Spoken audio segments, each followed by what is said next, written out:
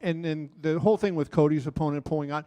Tell us exactly what happened. Like, what was the sequence of events? Because somebody said Sean went back there and tried to talk him into fighting. So Sean came busting in the back room and then walked right through and went somewhere. Apparently he went to the locker room. He had heard that this kid was pulling out.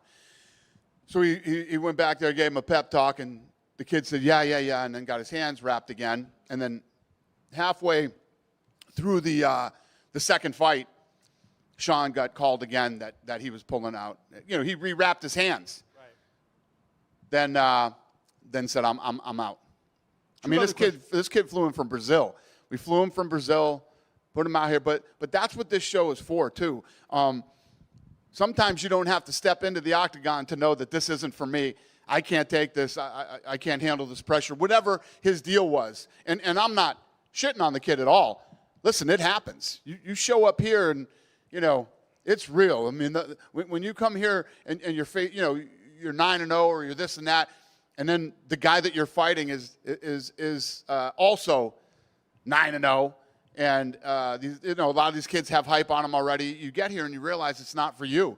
I would rather have that happen here than an event, a UFC event. Two other questions I wanted to ask you. You know, you're going to do the show Saturday in 1080p. Have you ever given thought to doing 4K? A 4K fight card? No. Is it just too much to? Well, I don't know yet. I mean, listen. As technology continues to get better, who knows? Okay. And then just, you know, the $23 million, you said tonight that it was a sellout, so the $23 million, what does that milestone mean for you? Because I think that's, what, $6 million more than your previous record? You know, boxing has had those kind of gates, you know, for a long time. Like, so for you to hit past the 20 million mark for the first time, what's the significance of that? Yeah, it's a big deal, especially on a fight like this. But yeah, you know me. I love to break records. So this is going to be the biggest gate we've ever done in the history of the company, and the most pre-buys on pay-per-view ever too. People buying the event the week before the week of the event. So yeah, as we continue to get closer to Saturday, I'm sure we'll be breaking more records.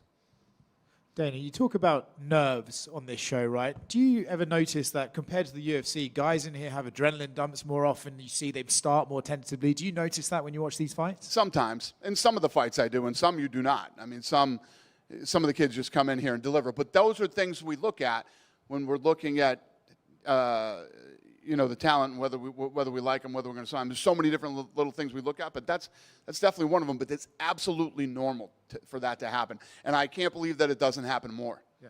Do you almost sometimes think you're kind of seeing some of these guys almost at their worst, right? You can tell the nerves are getting to them. They still pull off the performance. So when they get more and more used to it, you're expecting maybe double the athlete that you get to see in here. Yeah, just like the Ultimate Fighter, I like the fact that they get in here and feel the pressure and all the things that come along with coming and performing in here. And I'm sure they're still going to get it in their first fight in the UFC, you know. But this definitely helps. Unless, like the old days, we would take these kids straight out of these small fights and bring them into the UFC. Now you get to get in here and not only feel the nerves, feel the tension, feel the pressure of it, but you also face off with somebody that's just as good as you, with the same record as you, that early on in your career. In most organizations around the world, that never happens. You know, a 9-0 fighting a 7-0 or an 8-0 or 9-0. It just doesn't happen. It gives you another level of confidence when you get through the Contender Series. And, I mean, like last weekend, I mean, we keep talking about her, but, I mean, look at the amount of followers she has right now, the money she made. It's you can come in here and change everything in one night. And for us, now when she comes and fights in the UFC, everybody already knows her, and she's got a great story, and, you know, it's huge. When something like this happens to Cody Steele's opponent where he pulls out in the back, right? So obviously you see him, this isn't for him. But then you look at Cody and he takes his wraps off. Then he's told the fight's back on. He has to get back in the mode, get his hand wraps again, and he doesn't miss a beat. He just gets it and does it. Do you see that and respect that? I think he was a big reason why the kid cut his hand wraps off. You know what I mean? Obviously, you know, his reputation preceded him and, you know, made this guy. And apparently, This kid has a real record, and apparently he beat, Pereira. So fascinating, but. Yeah. So this Saturday, obviously the Sphere show, you've done a lot of media ahead of it. Now, with just sort of days to go, I'm sure there's last minute rehearsals and stuff. What would you describe your emotions at? Is it excitement to finally show everyone you can back up what you've been saying? Is it nerves like, oh shit, I hope nothing goes wrong? What are the emotions like heading into Saturday? I'm pretty cool right now. Everything's there. All the bells and whistles are in place. Now it's just about rehearsal leading up to this event. And normally, when you change something in your production, right, you would rehearse it, you do it that night, and then you figure out, we didn't like this, we like that, and you start to make tweaks. There will be no tweaking. This is the way this is going to go that night, and it is what it is. And I'm very comfortable and confident going into this event. If you could pick one biggest challenge that there was in getting this show to happen and getting it to work for a UFC event, what was the biggest challenge you guys had to overcome? Lighting. Yeah, there's no lighting grid. So this will be the first event ever in the history of the company, probably in the history of combat sports, I would imagine, where there isn't a lighting grid hanging over the octagon. So you have lights, cameras, microphones, different audio, all up in that trussing up there, and that's all gone. So that was the big first challenge. Yeah. Two more quick ones. This is a love letter to Mexico. Just out of curiosity, who is your favorite Mexican fighter in history? Well, I was saying, when you talk about Mexicans and their place in combat sports history, I mean, I was a white kid from America who was a big Julio Cesar Chavez fan, to the point where I had his T-shirts and watched all his fights, and so I would have to say Chavez. Cool. And last one from me, Jorge Masvidal says he wants to come back to the UFC. Just curious if you guys have an interest in bringing Jorge back and if we'll see him fight again. That is interesting. We'll see. I don't know. Yeah. Just one quick one. There's a lot of chatter about how the Sphere presentation will it'll be this big event in person, but they're curious how it will translate through the broadcast. Like, will it just feel like a normal UFC broadcast, or will it be different? Will there be a lot of how will you allow people watching at home to feel the difference of the Sphere card? So normally, every Saturday we have 2 trucks, right? And there is a in-house live event that is different than the event that is on television that beams out to the whole world. There will be 2 more trucks added to this show, and you will have Glenn Weiss is one of probably the greatest director in Hollywood right now. He does all the award shows. He's done them all. And when we called him and asked him to be a part of this, he said, "You guys are crazy. I'm in." He loves the challenge of this thing. So he will be shooting both of those things at the same time to try to give you the feel that you are inside the Sphere, whether you're watching it at home, in a bar, or wherever. And you said there's going to be like movies playing in between fights, like the history of Mexico. Will fans be able to watch this in person even if they're not at the Sphere? Like, will they show it like on TV or like on YouTube? Oh, yeah. No, this is, yeah. Yeah, there's movie, there's chapters. So each chapter starts before the next fight. So there'll be a show open, right? Then the first movie will run, and it will end at the end of the fight. And then we call them worlds. And the fight will live inside this world. And the world will evolve while the fights are going on, but it'll be very subtle. Clouds will move, fires will burn, birds will fly, or whatever the hell's going on in that world at that time, and it will slowly evolve during the fight. There are also going to be Easter eggs in each one of these films. And we're working it out with legal right now. But what I want to do, if somebody can find all the Easter eggs, they'll give you $25,000. And what else was I going to tell you? Are they UFC Easter eggs, or like what kind? What are we? What are we? UFC what? Are the Easter eggs UFC related, or are they like what are we looking for? They are related to the show. Yes, they're related to the show. And I forgot. There's something else I was going to tell you. I forgot what the hell I was going to say. So there's 10 fights. Will there be 10 movies? No. Okay. The prelims The prelims will be different. This is during the main card. Yeah. So throughout the night, the show will progress throughout the night. When you show the movies on TV, are you going to just show them like, I'm watching the movie, or are you going to show them from inside the sphere as if you're watching the movie from inside the sphere? That's up to people that are way more creative than me. That's Weiss. These guys, that's what the stuff that these guys have to figure out.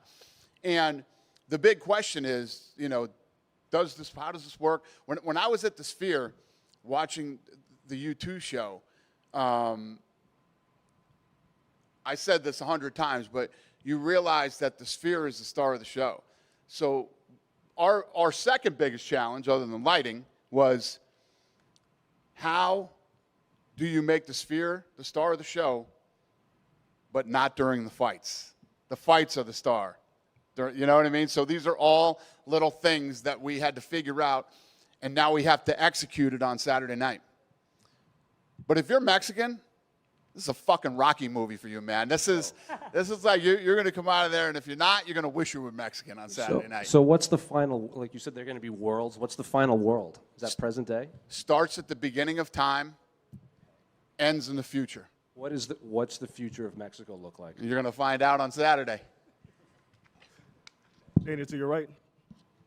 Daniel, right here. Yep. You always talk about being first and doing things that nobody else has done, and this is something, obviously it's a one-of-one, but where do you go from here? I know you talked about Africa, talked about Spain, but do you have plans for 2025 of big things that not necessarily eclipse this, but maybe on par? It's funny because I've been talking this whole week and the week before about if Tom Brady doesn't call me and ask me to go to U2, I would have not gone to the Sphere yet.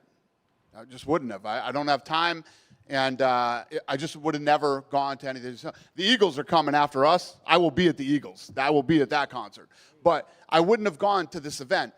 And then the whole thing that happened with MGM, it's like this was meant to happen. It was meant to happen. And I'm looking at Noche different now. This is going to be a flagpole event for us every year. And then Monday, it's literally as soon as this event is over, Monday we start thinking about what's next year and how do we make it different and how do we make it exciting. Do we do Texas? Do we do Mexico, Arizona? And how do we make it different than it was this year? And then as far as next year, I mean, obviously, I've been talking about Africa and Spain and other places that we haven't been yet, and that's a big focus for next year. Stadium shows, I know you're not big on outdoor things, but stadium shows feels like a next logical step. But I know you're big on fan experience. Is that like the biggest hurdle to deal with a stadium show? What's the question about the fan hurdle? experience, because the Sphere Yes, is really about 100%. fan experience. Stadium, it feels it's not the same, right? Yeah, I don't like. First of all, when I put on a live event on Saturdays, I want the best in-house experience people can possibly have, and I want the same experience on television. And I just don't understand why I would need to do a stadium when, for what? I can get more people in there. It doesn't interest me. What interests me is putting on the best live event. If you think about, people always talk about how fast the sport grew. The live event is part of the reason that the sport grew like this, you know? I'm not shitting on boxing, but a few years ago I took my son to the Fury Wilder fight. Right? And if you'd have told me I wouldn't take my son to a boxing match until he was 18 or 19 or however old he was, I'd have said, you're nuts. We literally left that event. I swear to God, my son said, I don't ever want to come to one of these again. It was completely disorganized. It was a shit show from the minute we walked in. And if all you've ever known is going to UFC events, you definitely notice the difference, right? I don't ever want any of our fans to have that experience on a Saturday night, whether they're in a bar, at home on TV, or the live event. But it's a fact. Nobody walks out of a UFC and goes, I don't ever want to come to one of these again.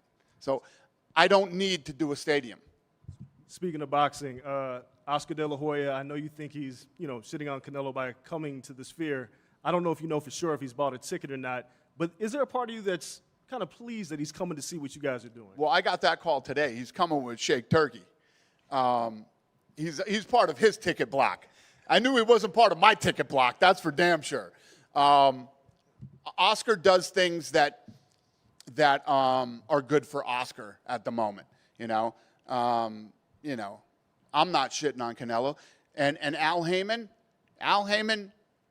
good for you. You went in and got me on the date. You know what I mean? I respect Al Heyman, and I like him. And I respect Canelo. And he'll be right down the street from us. And this isn't an Al Heyman-Canelo thing versus Dana White. This is Dana White versus the MGM, okay? And I wish them all the best.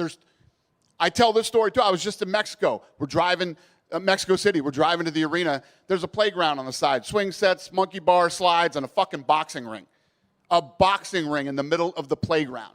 There are lots of people from Mexico that are huge boxing fans. Canelo is one of the greatest to ever do it. He's a legend and a hero in Mexico, and people will go watch him fight. What we're doing down the street is completely different than what they're doing, and ours is sold out in the biggest gate ever, too, so it's good for all of us. Last question for me. From the day that you were at the U2 concert to now, has what you've been able to put together for the Sphere, has it truly exceeded your expectations, or is it what you envisioned? How would you quantify that? It's exactly what I had hoped for. I'm excited about it. I'm proud of it, and I can't wait to play it. And we're going to find out at the end. You don't know until you do it. We've never done it. It's like the budget. You don't know the fucking budget till you do it. And then you find out. And we're going to find out on Saturday. And I look forward to hearing what everybody thought of it. The media, the fans, everybody. So I'm excited about it. I'm in a good place. Dana? Yep. In the middle. Is Cain Velasquez going to be in attendance on Saturday? Not that I'm aware of, no. And then if Sean O'Malley goes out there and knocks Merab out, is there a chance for him to just leapfrog and become the biggest star in the UFC? Because everybody will be watching this show. It will be viral. Everybody in the world is going to watch this. Is there a chance that he crosses over and becomes that guy? Yeah, listen, he's right there anyway. When you talk about Conor's personality and all the things that make Conor McGregor, right? The one thing that Conor McGregor always did was he delivered on the big fights. When the big fights happened, everybody said he couldn't wrestle. Everybody said he couldn't do this and that. He went out and delivered every single time. And to become a big star like that, I remember having conversations with Ioli way back in the day. We were doing fights in Chicago and stuff like that with Anderson Silva. And they would keep asking me, what do you got to do to make people care about Anderson Silva? You know what Anderson Silva did to make people care about him? He kept winning. You know what I mean? In this sport, when you have what Sean O'Malley has, and you can go out and win the big fights, and O'Malley's a smart kid like Conor, too. He gets it. I don't know if you saw him on First Take today, but he gets it. And then finally for me, there's a lot of Bilal Muhammad and Shavkat Rakhmonov have been going back and forth about the fight has been offered. The fight was offered in Utah. The fight was offered for, I think, Madison Square Garden. Has that fight been offered to either of them? Is what? Who? Bilal Muhammad and Shavkat Rakhmonov. Has that fight been offered? Was that fight offered for Utah? I don't even remember. Does it matter? You know what I'm focused on? Saturday. Thank you. Dana, over here to the right. So obviously this weekend, big weekend, not just for you guys and for the Mexican population, but for combat fans in general. We obviously know there's always a set of group people that will watch MMA no matter what, and vice versa, boxing no matter what. But do you have a message for those that are maybe looking to watch something this weekend with all the events going on, and why they should watch Noche UFC? Why should they? Because I invested $20 million in it. That's why. Listen, no. I don't have a message for anybody on why they should watch UFC Noche. You either want to do it or you don't. No. All right, Dan, I want to ask you about I'm over here. Yeah. Your Mount Rushmore of mixed martial artists. ESPN asked you about it, and that always creates a bunch of debate. But I was wondering what your methodology was, because people are always saying, well, this guy was a better fighter than this person. But I agree. when you're doing That's why if you ask me, I obviously have different, if you look at Ronda Rousey, which I'm sure everybody goes crazy, Ronda Rousey, women aren't fighting here. The knockout that happened last weekend doesn't happen without Ronda Rousey. Ronda Rousey opened the door for all women and became a huge superstar for us, and the biggest superstar in the history of female fighting. Right out the gate, as far as the gates, pay-per-views, attention, all of it. Nobody was bigger than Ronda. She started it all. Conor McGregor took this whole sport to another level when he became not only the biggest star in the sport, but one of the biggest star in all of sports. You had NFL and NBA and soccer players mimicking Conor McGregor during the games. If you guys want to get into the John Jones shit, we can get into that. But yeah, I'm obviously going to have a different criteria when you ask me who I think are, because of things that I know that happened inside the business and how it changed the game. So for you, it's like a measure of the growth, like what contributed to the growth of the sport. If you walk up to me and you say, no different than if I walk up to any of you, who's your Mount Rushmore? I mean, this is something you'd have to really sit down and look at stats and break things down. There's so many great fighters that have lived. You know, you could put Forrest Griffin in the Mount Rushmore. Where are we right now without Forrest Griffin and Stephen Bonner? You know, so when you talk about that type of stuff, to me, it's different than just who's the greatest fighter of all time or in each weight class. And then my other one was Georges St-Pierre. At that time, in the, you know, in the evolution of this company, right? When you think back, anybody who was around, a lot of people weren't around then, but the people who were, when you went up to Canada with Georges St-Pierre, I'll never forget the time that we were up there. I literally got stuck on a corner. I'm not kidding you, thousands of people. That's when I was tweeting tickets. Remember those days? When I had video blogs and was tweeting tickets? We literally almost got killed up there one day. And by killed, I mean like trampled by people looking for tickets. How big that was up there at that time was absolutely insane. And it was all Georges St-Pierre. Yeah, you mentioned not doing stadium shows. That was one of the times. 100%. That too. You're absolutely right. And going back to Jones, I haven't been here with you to spar about John Jones, but I don't really want to spar with you. What I'm wondering about is, you know, I was at John Jones' first fight in Minnesota, and do you feel like the people that this sport has grown so much, and there's so many new fans, but do you feel like unless you were there in that moment to know that in the span of whatever it was, 16 months, him beating Shogun, Machida, Rashad Evans, like if you didn't understand what those guys were at that time, do you not really get why John Jones is the greatest of all time? Yeah. I think that's definitely a good point. But numbers don't lie, and what this guy has done and what he's accomplished and what he's achieved. And like I said, it's not like, you know, John and I have had the best relationship. And, you know, when you talk about guys who helped elevate the company and the sport and everything else, you can't deny that John Jones is the greatest of all time. Never been beat. What percentage of fans have, sort of cut you off, have become fans in the last 4 years? Because, I mean, if John Jones has fought once in the last 4 years, people don't really get it, is what I think. So I can't remember what his, but one of the key executives of the Yankees was here tonight, and he came back and was talking to me in my room, and he watches everything, fight nights, pay-per-views, Contender Series, The Ultimate Fighter. Guess when he became a massive fan and became obsessed with the UFC? I'm guessing during COVID? During COVID. Our fan base grew 69% during COVID. So yes, what you're saying does make sense. And finally, in terms of Saturday at the Sphere, do you think you're going to have a chance to really kind of sit there and enjoy the show and soak it in, or are you going to be really obsessing over production like you often do? Yes, that's what I'm going to be doing. I'm going to watch this show 52,000 times from tomorrow till Saturday. So, yeah, what's going on in the venue will not. And plus, there's not. So normally, you see the red phone. You see me get on the red phone. If I'm on the red phone, I'm not happy about something. I'm telling them that I didn't like this or I don't like that, and I want you to do this. There's no even point in even putting the fucking red phone in there on Saturday. It's just like, what I need to do Saturday is stay the fuck out of everybody's way and let them focus on what they need to do that night, because this is something that is so technically difficult to pull off. Just let it rip. That's it. Hey, Dana. Besides the Contender Series being the biggest thing in America going on tonight, your friend Donald Trump is having his debate. Have you had a chance to watch any of it, or? No, I haven't seen it, but I'll tell you this. He called me an hour before the debate. I talked to him when I was coming here, right when we got off the plane. I was in L.A. today. And, you know, I said, this, first of all, it's the second time he has to debate, right? He already did a debate. They didn't like how the debate turned out. So they want to kick that guy out. He's unfit to run, yet he's still the president of the United States. Now they bring in somebody who wasn't elected to actually be in there, and they'll only do it on ABC. it was 3-1 tonight for him. He was facing 3-1. So I don't know how it went or what happened, but I know he took it seriously. He said, "I look at this as like a heavyweight fight. I'm not taking anybody lightly." And I don't know. They're eating dogs and cats. Huh? He said they're eating dogs and cats.